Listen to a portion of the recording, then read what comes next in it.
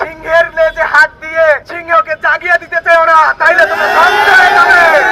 আওয়ামী লীগকে যে রকম করে এই দেশ থেকে বিতাড়িত করা হয়েছে, তোমাদের ধ্বংস হবে এর চেয়ে বেশি কঠিন এবং অবান্তর। জুলাই সনদ বাস্তবায়ন করার বিষয়টা পিছিয়ে দেওয়া হয়েছিল। পরবর্তীতে বলা হয়েছিল গণভোট এবং নির্বাচন একসাথে হবে, কিন্তু আমরা দেখতে পাচ্ছি গণভোট হওয়ার পরেও, মানুষ গণভোটে হ্যাঁর পক্ষে রায় দেওয়ার পরেও সেটার বাস্তবায়ন হয় না এখনো পর্যন্ত। একটা গোষ্ঠী বলতে চাচ্ছে গণভোট কি। আমরা বলে দিতে চাই আজকের এই প্রোগ্রাম থেকে, গণভোট হচ্ছে সেইটা যেটা তোমাদেরকে আজকে ক্ষমতায় নিয়ে আসার জন্য ব্যবস্থা করে দিয়েছে।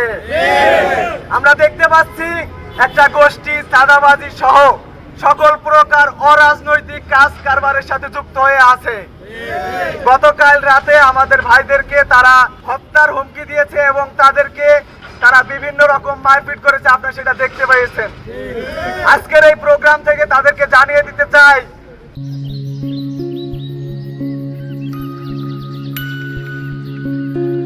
তোমরা সিংহের লেজে হাত দিয়ে সিংহকে জাগিয়ে দিতে চাও না, তাইলে তোমরা ধ্বংস হয়ে যাবে।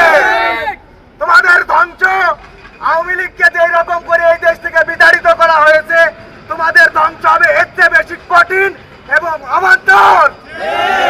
তাই আজকের এই প্রোগ্রাম থেকে সকলকে আলটিমেটাম দিয়ে দিতে চাই যে তোমরা চাঁদাবাজি থেকে দূরে সরে আসো এবং তোমরা সকল প্রকার অরাজনৈতিক এবং অরাজকতা থেকে দূরে সরে আসো। যদি অপরাজনীতি থেকে দূরে সরে আসো, যদি এইগুলো তোমরা সরে আসতে না পারো, তাইলে এমন কালো এবং অন্ধকার সময় তোমরা উপনীত হবে যে এটার কল্পনাও তোমরা করতে পারছো না।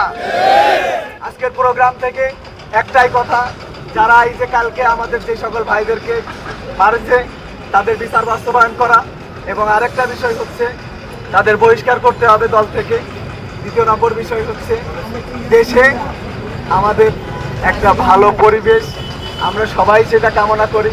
এই পরিবেশটা বাস্তবায়ন করার জন্য বর্তমান যে নির্বাচিত সরকার হয়েছে, সরকারকে আহ্বান জানিয়ে আমার বক্তব্য এখানে শেষ করছি।